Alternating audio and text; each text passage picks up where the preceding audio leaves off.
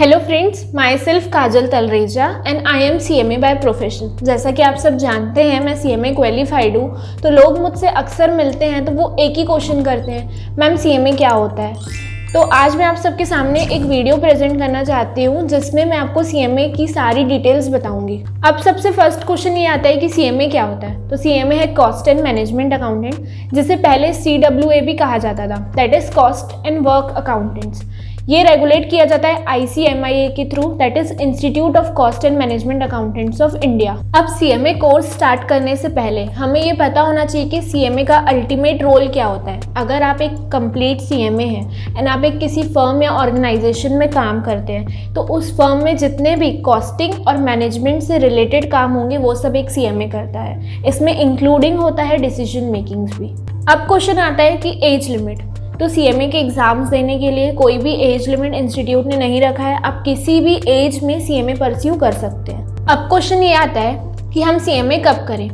आप क्लास 12 के बाद भी CMA कर सकते हैं और आप ग्रेजुएशन के बाद भी CMA में डायरेक्ट एंट्री ले सकते हैं। डायरेक्ट एंट्री से आपको ये बेनिफिट मिलता है कि आपको फाउंडेशन के एग्ज़ाम एग्जाम्प्ट हो जाते हैं, आपको फाउंडेशन एग्जाम्स नहीं देने पड़ते हैं। लोगों को बहुत कंफ्यूजन होता है CMA एग्जाम्स के बारे में, तो मैं आपको क्लियर कर दूं। CMA में 3 लेवल्स होते हैं। सबसे फर्स्ट होता है फाउंडेशन, सेकेंड होता है इंटरमीडिएट और थर्ड होता है फाइनल। फाउंडेशन में सिर्फ एक ही एग्जाम होता है, इंटरमीडिएट में 2 एग्जाम्स होते हैं, that is group 1 and group 2। वैसे ही फाइनल्स में भी 2 एग्जाम्स होते हैं, that is group 1 and group 2। तो CMA में हम ये बोल सकते हैं कि 3 लेवल्स है, बट आपको एग्जाम्स 5 बार देने हैं। अब क्वेश्चन ये आता है कि कितने सब्जेक्ट्स होते हैं CMA के अंदर। जैसे हमने अभी डिस्कस किया, CMA में 5 एग्जाम है और हर एग्जाम में आपको 4 सब्जेक्ट्स का एग्जाम देना रहता है। तो 4 × 5 20 सब्जेक्ट CMA में रहते हैं। अब एग्जाम पैटर्न तो हम डिस्कस कर लिए, अब बात आती है ट्रेनिंग की। अगर आप 2020 से पहले CMA में रजिस्टर ऑलरेडी हैं तो फिर आपके लिए ट्रेनिंग का टाइम लिमिट है 6 मंथ। बट अगर आप ईयर 2020 के बाद रजिस्टर करते हैं अपने आप को CMA में तो आपके लिए अब ट्रेनिंग पीरियड 15 मंथ्स हो गया है। अब क्वेश्चन आता है, मैम एग्जाम्स में पासिंग क्राइटेरिया क्या है। तो आपको हर एक सब्जेक्ट में इंडिविजुअली 40% लाना है और एग्रीगेट 50% है।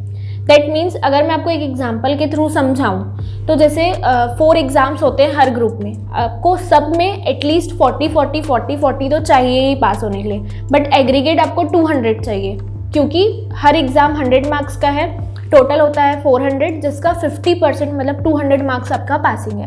अगर आपका 200 से एक्सीड मार्क्स भी आते हैं और इंडिविजुअली अगर आपका एक सब्जेक्ट में 40 मार्क्स से कम हो गया तो भी आप फेल कंसिडर किए जाएंगे। इसके अलावा इंस्टीट्यूट एक आपको एग्जम्पशन का भी बेनिफिट देती है। एग्जम्पशन क्या होता है, अगर आपका किसी सब्जेक्ट में 60+ मार्क्स आ रहे हैं और आप अनफॉर्चुनेटली उस अटेम्प्ट में फेल हो जा रहे हैं तो नेक्स्ट टाइम जब आप उस अटेम्प्ट को फिर से देंगे तो अगर आपका किसी सब्जेक्ट में 60 मार्क्स अबव आया है तो आपको वो एग्ज़ाम फिर से नहीं देना पड़ेगा, वो आपके लिए एग्जम्प्ट हो जाता है। अब क्वेश्चन ये आता है कि कितना ड्यूरेशन हमें टाइम का चाहिए एक CMA कोर्स को कंप्लीट करने के लिए।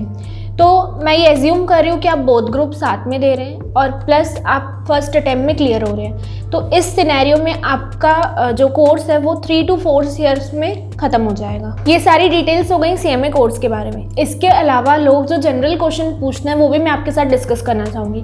लोग पूछते हैं, मैम कितने घंटे हमें पढ़ना पड़ेगा डेली एक दिन में CMA एग्ज़ाम्स को क्रैक करने के लिए। तो मैं आपको बता दूं ये हर पर्सन टू पर्सन वेरी करता है। ज़रूरी नहीं है जो टॉपिक मुझे पढ़ने के लिए 2 आवर्स लग रहे हैं वो किसी और को पढ़ने के लिए भी 2 आवर्स लगेंगे। हो सकता है वो उसे 1 घंटे में भी पढ़ ले या हो सकता है वो उसे 3 घंटे में भी ना पढ़ पाए। तो ये पर्सन टू पर्सन वेरी करता है। अब एक क्वेश्चन में से जनरली ये भी पूछा जाता है कि मैम हमारे 12th में बहुत कम परसेंटेज आए हैं तो हम भी CMA कर सकते हैं क्या। तो हाँ, आप CMA कर सकते हैं। बहुत सारे एवरेज और बिलो एवरेज लोग भी CMA करते हैं और वो CMA क्वालिफाइड होते भी हैं। ये टोटली डिपेंड करता है आपकी मेहनत और आपकी डिटर्मिनेशन के ऊपर। अब एक क्वेश्चन ये भी आता है कि हम अपने एग्ज़ाम्स में हम अपनी पढ़ाई में कॉन्सेंट्रेट नहीं कर पाते, तो इसका सबसे बड़ा रीज़न है डिस्ट्रैक्शन। और डिस्ट्रैक्शन का दूसरा नाम ही फ़ोन है। जैसा कि हम सब जानते हैं कि फ़ोन में लोग इतना ज़्यादा आजकल इन्वॉल्व हो गए हैं कि उन्हें अपनी पढ़ाई करने के लिए ही टाइम नहीं है। अगर आप ऐसे हैं जो दोनों चीज़ों को साथ में मैनेज कर सकते हैं तो ये बहुत अच्छी बात है। बट अगर आप मैनेज नहीं कर सकते हैं तो एटलीस्ट अपने एग्ज़ाम टाइम पे इन डिस्ट्रैक्शंस को थोड़ा साइड रखें और पढ़ाई पे फोकस करें, तभी आप CMA एग्ज़ाम्स क्लियर कर पाएंगे। हम इस वीडियो में CMA के बारे में हर डिटेल को डिस्कस कर चुके हैं। Thank you. अगर आपको हमारा वीडियो पसंद आया हो तो हमारे चैनल माय फिनटेक्स को सब्सक्राइब करें, वीडियो को लाइक करें and maximum to maximum share करें।